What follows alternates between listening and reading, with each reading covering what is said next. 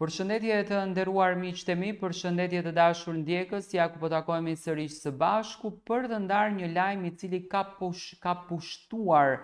median sociale. Luana Vjollca mbrëm ka qenë në qendër të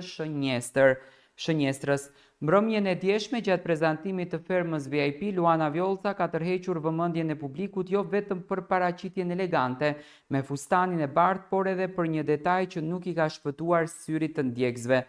Në rrjet kanë qarkulluar disa foto ku duket një formë e pazakont në pjesën e ijeve dhe vitheve të saj. Ndjekësit kanë komentuar se ajo mund të ketë përdorur mbushje për të theksuar më shumë forma trupore. Pavarësisht komenteve, Luana nuk ka reaguar ndaj zërave në rrjetet sociale, por një gjë është e sigurt, interneti nuk le asgjë pa vënë re. Do me thënë, mbrëmjen e djeshme është kapur një fotografi ku thuhet që Luana ka përdorur vithe ekstra. Do me thënë, i ka vithet e veta, me patjetër, por ka vënë dhe tjera ka vënë sipër për të dukur më bukur, për të dukur më tërheqëse. Po këto vithet të Luanës, do me thënë, janë një çik si punë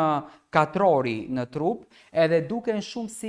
si me thonë, duken shumë si astiqe, edhe kanë arritur të marrin një komentim shumë të madh. Luana nuk është se ka reaguar në rrjetin social për këtë gjë, unë do kisha dashur që Luana të reagon dhe ta sqaron këtë pikën se çfarë janë, sepse